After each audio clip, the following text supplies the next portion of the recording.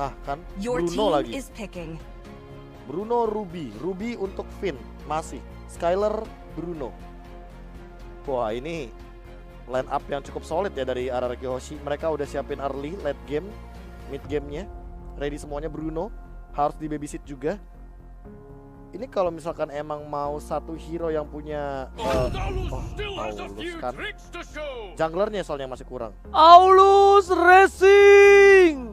Aulus Racing tentunya di game yang kedua kali ini. Mereka malah ingin membawa game ini menuju ke arah late game dengan Alice dan Aulus. Game kedua dari RRQ Hoshi versus Onyx PH. Kita sudah melihat 1-0 untuk RRQ Hoshi dan inilah dia. Game kedua kita masih dipandu dengan duo emas. Oke, dan ada salam dari Nita Choliani. Dia bilang titip salam buat RFC, semoga 2 poin. Semangat. Amin. Buat Ranger Mas, Om Wawa, KB dan juga Pak Pulung. Tapi Benar banyak. Kalau karambol di rumah saya main pakai tepung. Oke, tapi kali ini back to the game. Blar sudah kehilangan beberapa HP-nya dan bahkan Finn sudah dipaksa untuk mengeluarkan satu flick out di early game seperti ini. Oke, Albert yang memiliki keuntungan di early game seperti ini mencoba untuk melakukan farming terlebih dahulu. Tapi di arah top lane sana, lihat dari Blar masih coba untuk mengganggu, masih one by one situation dengan seorang R7. Bimo mengganggu pergerakan dari seorang Albert dan bahkan Bimo terkena damage yang cukup banyak.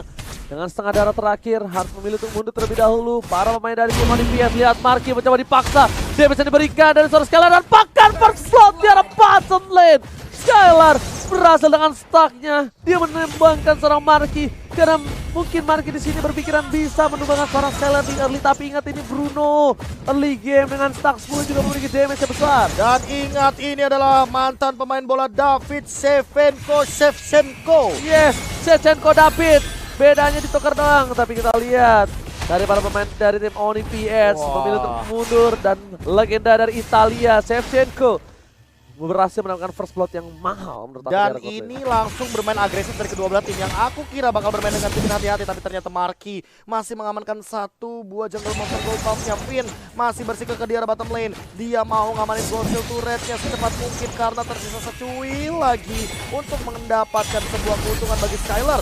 Dan Skylar lebih memilih untuk mundur karena dia tahu dia sadar diri dia butuh mana. Oke. Kita bilang di sini R7 dan juga Albert berhasil mendapatkan keuntungan untuk berada di posisi startle. Tapi Blar gak tinggal diam. Blar sudah siap dan sepertinya Blar cuma melakukan sebuah buka vision aja. Betul sekali, mendapatkan informasi karena ingat dari Kairinya sendiri bahkan dia membutuhkan level 12. Sebelum itu tentu dia tidak akan bisa melakukan teamfight jangka panjang karena War X-nya belum cukup tinggi untuk memberikan damage yang bebas.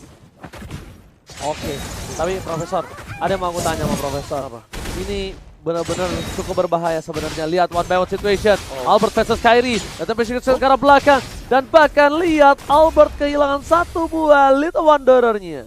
Tanpa adanya retribution dari Albert itu kayak masih wajar karena Kairi ready dari retributionnya dan dia belum menyentuh ke arah turtle, tapi di arah bottom lane-nya dari tadi lihat Skylar, dia benar-benar makan banyak banget dan bahkan dia masih mau sekitar 60 gold yang ada. Baloyski bakal mundur dan balik dengan recall yang tersedia. Oke, Skylar kali ini harus berhati-hati, stucknya tidak ada untuk sementara. Tapi di arah bottom lane sepertinya bakal menjadi satu buah turret utama yang bisa diberikan oleh untuk tim dari RRQ Hoshi. I'm offended di depan sana, ada bahkan di depan ada PTP kunci ke arah belakang. Aulus Racing tidak bisa bergerak banyak. Skylar mencoba untuk mundur. Lihat isapan darahnya membuat seorang Skylar tak bisa berdaya, harus mundur kembali. Dia nggak punya mana juga Profesor. Dan ini harus lebih berhati-hati karena apa? Karena lihat damage di awalnya lumayan tinggi. Sementara lihat di arah top lane R7 dan juga Delar gak bakal kelar tentunya untuk one situation karena Absorb damage bakal diambil. Yang satu punya heal, yang satu punya Absorb, tapi ternyata Bang Fisiko dia mengoutplay Baloyski dan hampir saja Babang R7 mendapatkan point killnya. Fisiko udah mulai hadir, langsung mengganggu dengan Void Crystal. Void Flash juga digunakan tapi masih ada Sandguard untuk regen HP dari Blars. Untungnya nggak pakai satu buah execute, itu akan menjadi sesuatu yang berbeda Profesor. Meanwhile, dari bottom lane Skylar seperti akan coba untuk membantu pergerakan dari seorang Albert untuk mendapatkan satu buah turtle. Dengan adanya 10.000 gold dari Onyx PS, berbeda dengan 2.000 dengan tim RRQ Oshi. RRQ Oshi mendominasi untuk kali ini. Di early game mereka siapkan Albert, di late game mereka siapkan Skylar, Profesor. Lihat ini dia striker bayangan V2 Bang Shin versi Skylar nih. Ini benar-benar mengerikan banget, tapi kali ini di sisi lain Bimo dia mencoba untuk mengganggu karena R7 mengembalikan gold shield turret yang tadinya hilang di arah bottom lane dengan mirror di arah top lane. Lihat dari teman-teman RRQ juga udah mulai hadir, Falling Star pun digunakan, langsung ada pergerakan Purify juga digunakan dan bahkan flickernya out langsung dari gelarnya, nggak punya flicker lagi. Ditarik sama Bang Finn. Finn bakal mendapatkan satu dan ada dispersion rotation. Akankah dia bertahan tapi nggak bisa. Baloiski harus tumbang. Ditinggalin begitu aja. Para pemain dari tim Onyx PS memilih untuk melakukan farming terlebih dahulu dan Kairi nggak bisa terlalu objektif gaming dan juga tidak boleh terlalu agresif karena lihat di sana Kairi masih butuh farming, Kairi masih butuh level, tapi sedangkan di sisi lain Skylar benar-benar bermain dengan luar biasa. Lihat Skylar mendapatkan satu buah objektif lagi di arah tengah, turret mid lane yang mahal sekali, Profesor. Dan ini nggak tahu kenapa ya, entah kenapa Kairinya benar-benar di shutdown farmingnya dan perbedaannya udah lumayan kelihatan. Albertnya farming dengan bebas, sementara Kairi tertinggal satu level. Dan kali ini Powerful buff-nya bakal dimunculkan begitu saja. Langsung ada diversi di arah belakang, surprise Mother Psycho tumbang di shutdown ke arah belakang. Baloiski masih bisa surprise, sementara tuan muda Albert dia masih mendapatkan regen, tapi tidak ada untuk waktu yang lama karena gelar.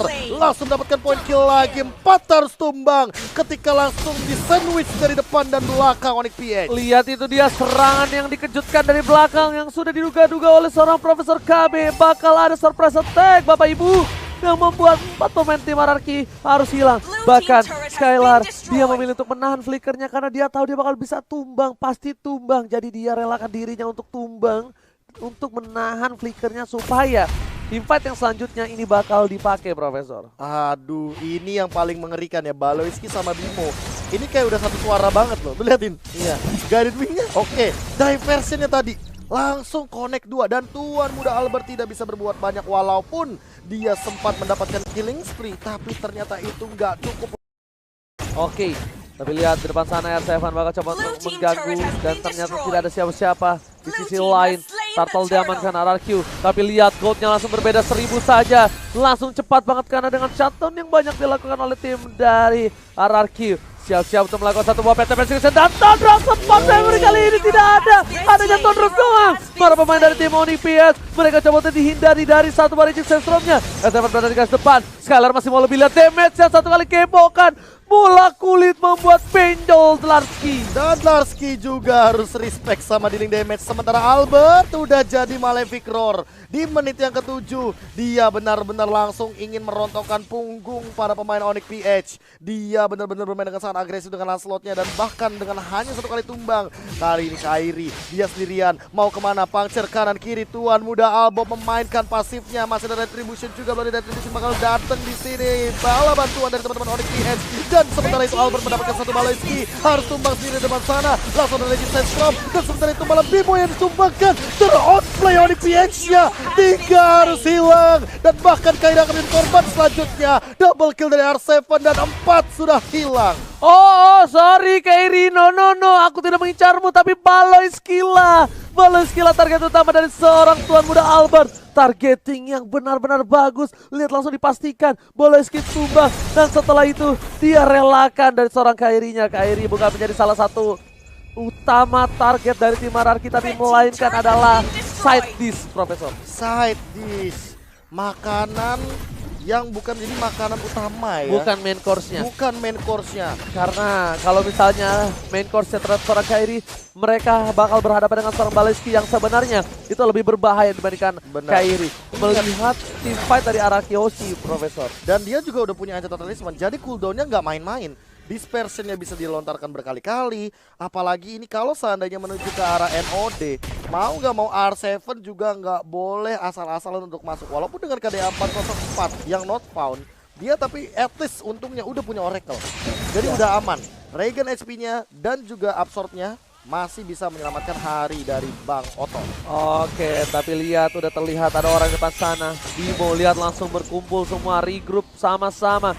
Maka tuan muda Albert tidak boleh terlalu dive in. Tuan muda Albert tidak boleh terpancing dengan adanya pergerakan dari seorang Kairi di arah bottom lane, Profesor. Dan ingat ini dari Marky sih. Skylar harus berhati-hati karena Marky sudah mulai memasuki fase late gamenya. Walaupun udah punya Berserker Fury, walaupun udah punya Scarlet Phantom, tapi apakah itu akan cukup? Karena magical damage yang diberikan dari Marky itu kan damage-nya ada yang DPS, ada yang burst damage. Tapi di sisi lain Finn yang balik kejar, dia sendirian di depan sana. Apa yang bakal dia lakukan? Flick out ke arah belakang. Marky, oh hampir dia melakukan teleportasi dengan diversion ke arah Physico. Kalau misalkan dia dapetin 2 tadi, itu yang berbahaya adalah Skylar dan Physico. Yes, Skylar sih yang lebih berbahaya. Skylar harus benar-benar harus dijaga untuk kali ini. Karena salah satu damage deal yang bisa menumbangkan Dlarsky dengan instan, menumbangkan seorang Kairi dengan instan, ini ada di Skylar untuk saat ini, Profesor. Yes, dan Skylar harus berhati-hati karena jangan sampai malah dia yang diincar. Lihat, ingat dengan Bruno, healing damage-nya bakal tinggi banget dan udah ketahuan dengan diversion akan muncul ke depan. Lordnya bakal langsung dieksekusi, tapi Lordnya diamankan oleh Tuan. Udah Albert ditarik begitu saja, Bimonya di arah belakang. Marky tidak mendapatkan siapapun. Physico yang bakal diincar, tapi dia masih punya flicker dan masih langsung dapat execution. Marky, what are you doing? Dia bakal tumbang, tertendang dari Skylar, sakit perutnya dan harus mundur dari Dlarsky. Bojong tapi Paloinski tertinggal seorang diri, dikejar habis-habisan, nggak boleh pulang. Maunya digoyang, Tuan muda Albert masih mau lobby. Peta buset sekarang belakang, lihat Paloinski, bye-bye. Paloinski, no! Masih mau dipaksa, Wolf manipulasi di depan sana, tapi ternyata memberikan pergerakan dari seorang Paloinski. Jadi wide dan juga Cycle Eagle hanya bisa memberikan sedikit distraction, tapi tidak bisa menemukan siapapun. Paloinski udah segala macam hal dilakukan, Profesor. Dan tapi tidak cukup untuk menghentikan pergerakan dari RRQ Hoshi. Lihat pola permainan agresifnya, tidak henti-hentinya untuk dikembangkan dari depan. Arseven Polisa ke belakang, tapi kali ini apakah Onyx PH masih mampu untuk membendung semua serangan dari RRQ Hoshi yang sesaat lagi Lordnya akan bergerak ke arah top lane. Oke, Lord sudah ada di arah top lane, sepertinya tidak mungkin di-dive-in karena ada seorang Paloinski. Paloinski di depan sana, tidak bisa diambil dan direlakan begitu saja, Profesor. Yes, reset dari Lordnya. Mid lane juga mungkin bakal ditabrak. Sementara itu teman-teman dari RRQ tidak mau gegabah. Mereka tidak mau melakukan kesalahan dan mereka akan memilih untuk mengamankan objektif daripada nggak dapat sama sekali. Mendingan dapetin satu yang bisa didapatkan. Langsung lagi dengan tim fight yang cukup mahal tadi, gap berbeda 7.600 dari cuma 1.000. Bener, dan lihat Skylar, R7, Albert, mereka 3 terkaya di game kali ini. Bahkan Skylar masih belum bisa tertangkap lagi. Seperti kita udah sempat lihat tadi, dia tertangkap memang 1 kali, tapi untuk kedua kalinya seolah R7 dan Finn itu tidak membiarkan hal tersebut terjadi. Makanya dibadani terus Skylar. Yes, memang itu yang dibutuhkan untuk kali ini. Lihat, Skylar benar-benar harus dijaga karena dia deal damage-nya benar-benar besar. Walaupun kali ini lihat R7 dan juga Albert di posisi top 2, tapi Skylar yang bisa mecah-mecahin seluruh belakang dari tim Onyx PH. Armor-armor yang kuat, fighter-fighter yang tidak bisa ditumbangkan, itu adalah tugas Skylar, Profesor. Banyak dengan 1 kali gebwokan saja. Gebwokan saja karena tentunya tendangannya adalah tendangan dari langit langsung menuju lane master. Tendangan malangkas ini tentunya dari seorang Skylar. Lihat, dia berhasil mendapatkan 4 buff lagi dan tandanya Albert harus menunggu untuk beberapa saat untuk tim fight kali ini. Dan sepertinya itu dikasih karena apa? Karena tim RRQ Hoshi nggak mau mancing tim fight. Memilih untuk mendapatkan Lord terlebih dahulu sebelum dia memaksa tim fight di arah fight selanjutnya. Ya, apalagi kan kali ini oh enggak. Hilang Albertnya. Dia tadi mau geng Albert kayaknya. Iya. Tapi mungkin Albert juga udah menyadari bahwa dia nggak bisa kalau sendirian kayak gitu. Mau nggak mau dia bakal memilih untuk mundur dan ini bakal bermain hide and seek. Pantas nyaman ya, soalnya Albert peka ya. Albert peka, pantesan aja pantas ya. Nyaman.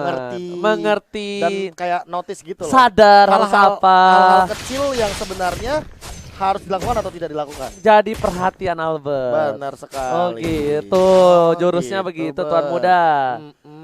Ngerti banget, ngerti ya. Pengertian-pengertian kecil, perhatian-perhatian kecil yang bisa diberikan terhadap map saja sudah seperti ini. Apalagi ya Ranger. Ya, tapi kali ini lihat ada seorang R7 yang aku bisa bilang ini masih agak terlalu jauh. Untungnya R7 masih ada 1 buah flicker ya, Profesor ya. Lihat mencoba dilakukan ganking oleh Sarmun dan bahkan flicker baru diomongin. Udah tidak ada flicker lagi. Dlarsky mencoba ditangkap, tapi lihat Regis Sestrom harus mundur. Dan ini tandanya ada beberapa informasi yang diberikan membuat mereka harusnya bisa mendapatkan Lord kali ini. Lord di 5 detik lagi. Mau nggak mau harus setup terlebih dahulu karena apa? Karena mereka punya Skylar. Tapi ingat, Skylar juga tidak boleh terkena dealing damage dari Lord terlalu banyak. Ya. Karena putaran dari Lord ini kan bisa mematikan seorang Skylar. Yang kalau nanti ternyata ada Marky loncat dan jangan lupakan juga Baloiski. Dia punya diversion. Yes, benar banget. Lihat air panas air dinginnya bisa benar-benar cukup berbahaya, tapi R7 di depan sana. Informasi telah berikan. Skylar bakal berhasil mendapatkan satu. Coba dipasang Bimo di depan sana, tertangkap. Bimo harus hilang. Tapi lihat R7 mengganti rotasi yang diberikan oleh pemain dari tim RPS. Tuan muda Albert masih mau lebih.